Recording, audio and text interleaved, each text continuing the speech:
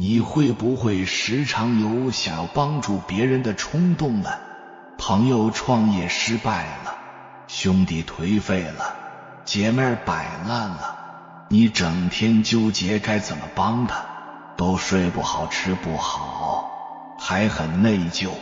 有缘人，请你记住，不要轻易介入别人的因果，后果很严重，因为所有的冤亲债主就全部扑到你这里来了。他们费尽千辛万苦找到他，为了讨个公道，你帮他避开了因果，你说你是不是遭麻烦了呀？你有没有发现，鬼谷子他的弟子斗来斗去，都是他的弟子在斗，他都知道孙膑下山以后会怎么样，庞涓下山以后会怎么样，他统统知道。可是先他就不救他们了，因为你不能干预人家的因果关系，该遇难的就要让他遇难，遇难就是消灾，该吃苦的你就要让他吃苦，因为这是他的安排。知道也不能讲，但是有的事情就是不能讲，这就是高度的问题。所以呢，我们对人只能讲到一般差不多就可以了，除非他很有必要的单独来问，你才告诉他。就是说你不能主动的去告诉他，这个人他应该怎么样，怎么样是不可以的，除非他诚心恭敬的来请教你，来问他什么情况，这个时候你可以根据他的诚心情况，根据你自己的情况决定讲到什么程度。如果有能力帮他化解就化解，这当然是好事情，但一定是要有好的发心，调和矛盾。首先让活着的人认识到自己的业障没有无因之果，也没有无果之因，同时要有慈悲众生。若活着的人不信因果，你就要守口如瓶，天域虽宽，不润无根之草，佛法无边，不度无缘之人。你自己行得正，你不要管别人，别人行得怎么样是他的事，这样你就心安理得。他对我怎么样是他的事，我该对怎么样是我的事，这才是做人正确的态度。所以我常常劝很多年轻人不要嫉恶如仇。你嫉恶如仇干什么？他该倒霉，自然他会倒霉，不要你出手，你出手恩怨在你身上，你这一辈子还不了，你的子孙要去还。在古代有一位非常自负的张秀才，他自认为是村里唯一通晓经书能断文识字的人，村里无论大事小事，只要他听说都要去横插一脚。村里一些孩子淘气，父母正在教育，张秀才却常常不请自来，抢着帮忙教训孩子，有时连长辈也一并受到他的指责。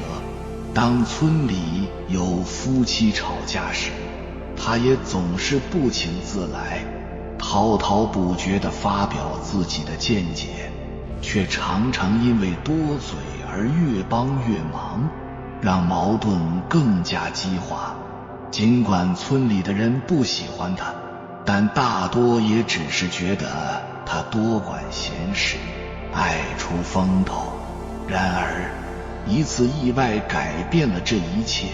村里一户人家的儿子在外犯了重罪，将要面临牢狱之灾。这家人的老翁急切地希望找到一个懂得法律的人来出主意，于是找到了张秀才。这本是一件关乎人命的大事，需要格外慎重，但张秀才依旧自视甚高，摆出一副无所不知的姿态，给老翁出主意。不幸的是，这些建议并没有帮到忙，反而导致了老翁的儿子在狱中丧生。虽然张秀才并非直接原因，但老翁认为他难辞其咎。在一个漆黑的夜晚，老翁怀着满腔的愤怒和悲痛，放火烧了张秀才的家。张秀才就这样在一场火灾中结束了自己自负的一生。网上曾经有过一个热议话题，你是怎么理解关于我是为你好这句话的？有个高赞回答是，为你好是在以爱之名进行道德绑架。蝴蝶在变成蝴蝶之前，只是一只丑陋的毛毛虫，为了实现蜕变，它必须经历一个很痛苦的过程。曾经有人试图用剪刀帮助一只蝴蝶破茧而出，然而当他第二天再去看的时候，发现蝴蝶却死掉了。他干预了蝴蝶自然生长的过程，蝴蝶的翅膀没有足够的力量飞起来，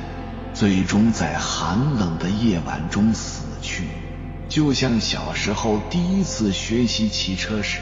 如果总是有人扶着后座，那么你永远不可能学会。佛经里有句话，若问前世因，今生受者是；若问来世果，今生做者是。凡夫俗子所立种种，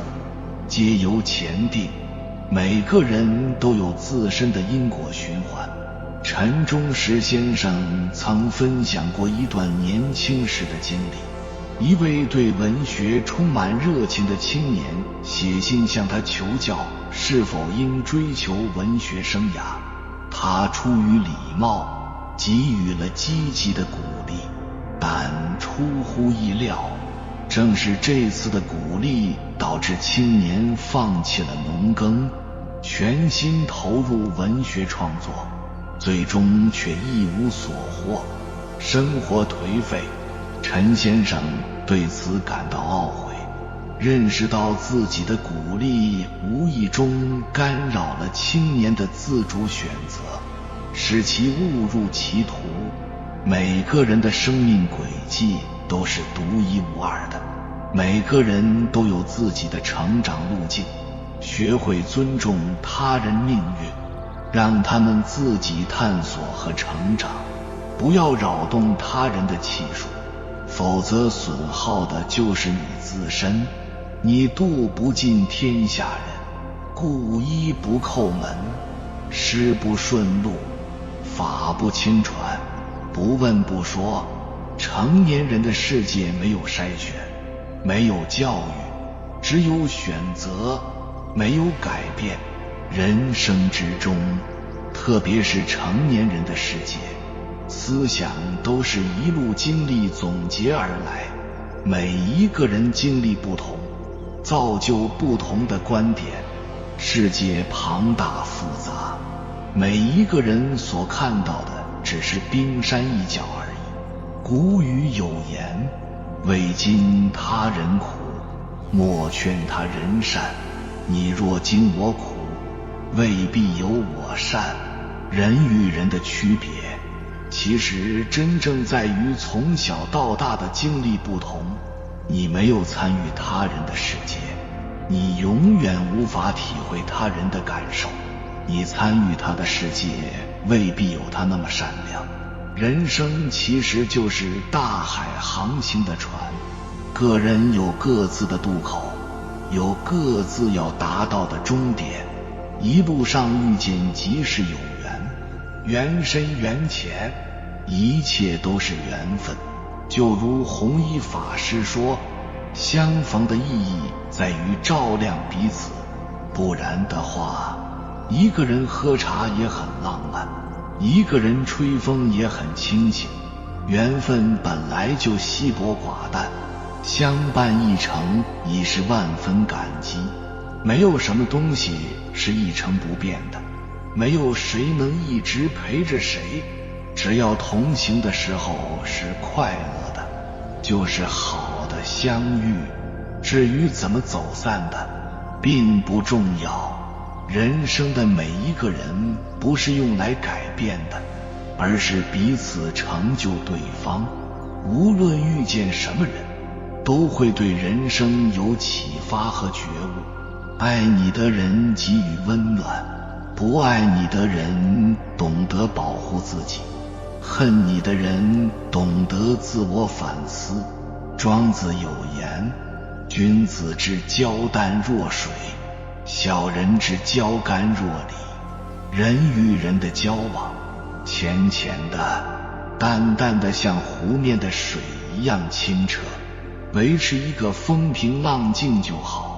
小人的交往功利心强，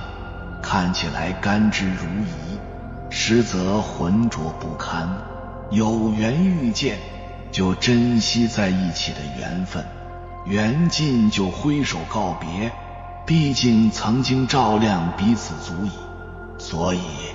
就算你修行已经很高，也不能轻易唤醒一个人，因为绝大部分人活着都是为了睡得更香，而不是为了觉醒。包括你的兄弟姐妹和父母，也不一定非要去唤醒他们。每个人都有自己的功课，不要随便打扰一个人的因果，要允许别人做别人，允许自己做自己，而不是互相强加和消耗。告诉大家一个很残忍的真相，当你的认知超出了对方，他就会本能的防卫而且抵抗，因为每个人都在证明自己是对的，自己的尊严不可被侵犯。切记，以下3种情况同时具备时，才可以唤醒一个人。第一，他迫切地想改变；第二，他相信你能改变他；第三，他愿意为改变而付出。否则，你不要妄想做一个救世主。正所谓佛法虽广，不渡无缘之人。天欲虽大，不论无根之草。根据民间所说，算命先生强行更改因果，就会招致无妄之灾。所以在通常情况下，我们还是不要轻易地招惹那些极端的人。俗话说，功不足得来补，德不够六亲凑。极端的人会做出极端的事，极端的事会招致极端的因果。为别人消灾解难用的是自己的福报，原本属于自己的好运，却因为一时的冲动全部毁于一旦。恶果自己是承受不住的，就是丢了西瓜捡芝麻。像是中医鬼才倪海厦，武术俱全，却仅有59岁寿命。实际上他的医术十分高超，且天赋异禀，但在治疗疑难杂症的时候，消耗了太多的精力去钻研那些古书典籍，导致年仅50岁就瘦得跟皮包骨头似的，食欲已严重下降，身体非常虚弱。在民间就有人说，倪海厦之所以英年早逝，就是源于他早年算命的时候泄露了天机，导致自己受到了天罚。在早些时候，他确实为人算命，替人消灾，并且十分的精准，能将一个人一生之中的福祸体就分析得面面俱到。有很多政商名流因为他的指点而逆天改命，但多次长时间的介入他人因果，也导致他的大限提前。曾仕强曾经表示过，如果一个人遇难了，就让他自己解决，遇难实际上就是消灾。普通人根本无法推测出别人的行为与因果，所以千万不要怀着一颗奉献的心去攀援。当身边品行极端的人找你帮忙的时候，也要慎重考虑一下，能离多远离多远。因果面前谁都是一粒沙子。古人言，有贤多思己过，于时莫论人非。就算他人有非，因果自会定论。在为他人解忧之前，事先考虑一下自己是否有足够的能力改变他人因果，且自己还能毫无损失。有些业障缠身之人，亦或者被邪祟入体的人，若是贸然的帮助，就是让自己陷入困境，把他人的祸端引到了自己的身上。所以要是没把握可以将坏的因缘果报转化为好的因缘果报，最好的选择就是明哲保身了。然而我发现很多人的内心世界经常是群魔乱舞的，自己和自己的关系都没处理好的情况下，就大包大揽，主动去扛别人的包袱，完了还恨别人，并觉得自己很委屈。而很多情况下他们是不自知的，因为他们没有了解过这件事情真正的因果链条是什么，也不知道自己早已卷入了一场彼此业力纠缠不休的风暴漩涡。心理学有一个概念叫做同化，意思是把别人的那套观点、思维方式或者行为习惯纳入自己的内在系统中，成为自己认知模式。比如你很不喜欢身边某个人经常对你指指点点，刚开始你知道被这样对待是很不爽的，所以你不愿意这样对别人。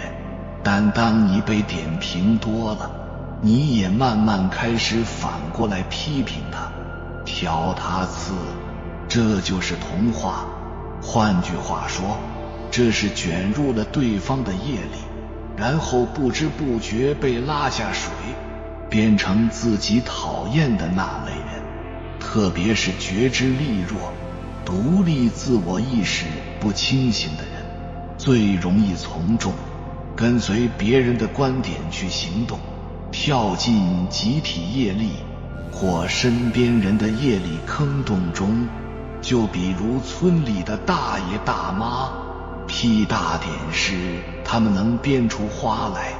别人说啥他们都能同仇敌忾，疯狂点头，然后信以为真，添油加醋传递下去。特别是恶业力的传播和感染力很猛，能量低的人是会直接被带入、被吞噬的。比如许多人很在意别人的反应和看法，当别人投射不好的看法，他们就直接对号入座了，然后认同了别人的假设。假设你是个糟糕的人，你信了，于是你就配合对方演绎糟糕的人设，经历糟糕的剧情，体验糟糕的感受。这是一种超典型的被别人业力影响的状态，他们不能自主了。不自主是指丧失自我，别人说啥他就觉得自己是啥，对自己没有清晰的认识。还有一种情况叫做大杂烩，意思是有一种人他能量很大，但他的能量不是用来创造价值的，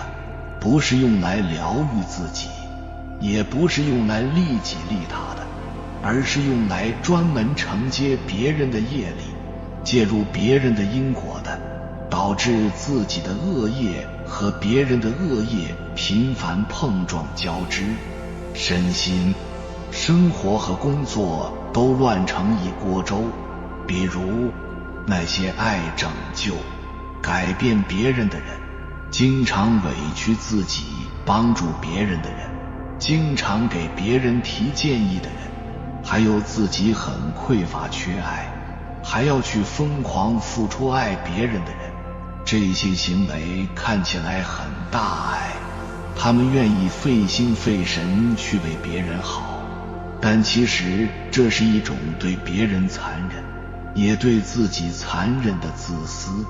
对别人残忍，是因为你的介入让他们更痛苦了；对自己残忍时，自己的生活一团乱麻，没有好好对待自己，没想过帮自己把那些恶的业力阻断，培养善业，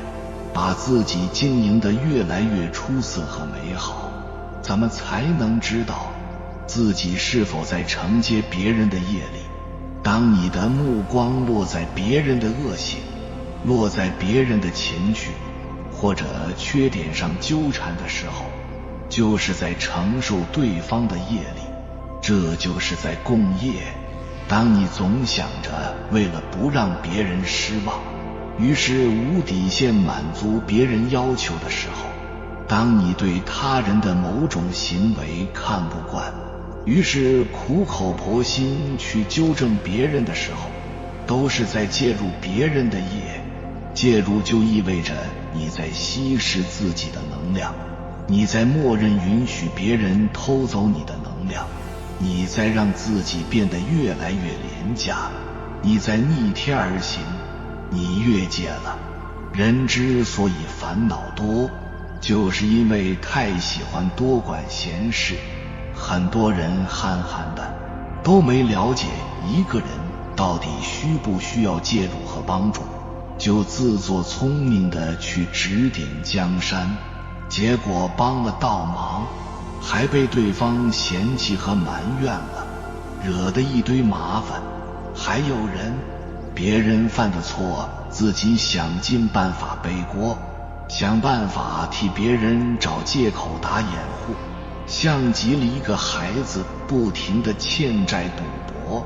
父母每次都无条件帮还，从来没有让孩子承担起属于他的责任，他的业，从而让孩子养成了只会野蛮索取，不懂感恩的败家子。我承认发心是好的，但这种好却会给自己造恶果。我们当然可以帮助别人，但前提是你自己能量足够丰盛，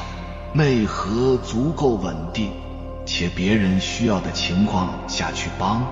否则就是你不仅帮不了别人，还被低能量的人集体拉下水，让自己陷入一种水深火热、无底深渊的境地，对谁都没有好处。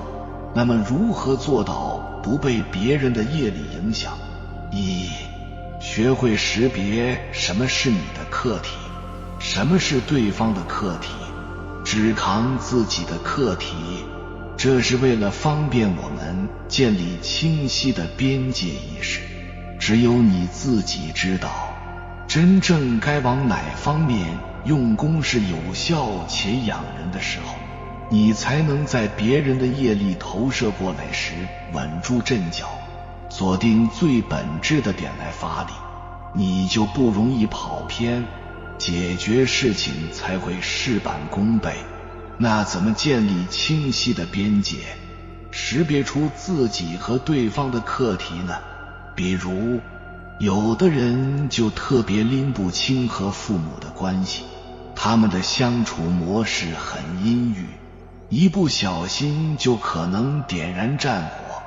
来一部天雷勾动的火般的大片。并不是说他们会打起来或者吵得很厉害，而是一种一听到父母的念叨，或埋怨你不听话，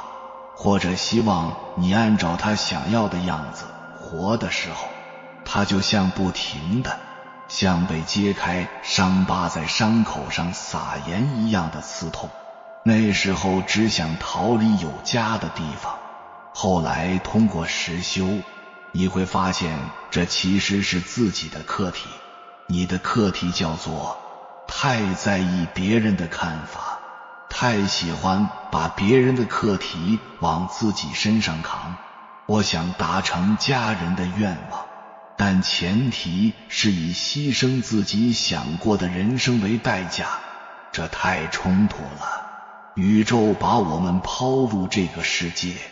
就是为了各自面对自己的课题来的。我们无法替别人执行，无法通过满足别人的期待来让别人活成他想要的样子，反过来也一样。悟透这点，你就知道该放手了，把妈妈的课题还给她，把自己的责任扛起来。当坚定且认真地践行着自己的天赋使命，活成一道光的时候，奇迹发生了。妈妈开始尊重你的选择，你也不再抗拒和她沟通，你们越来越亲密，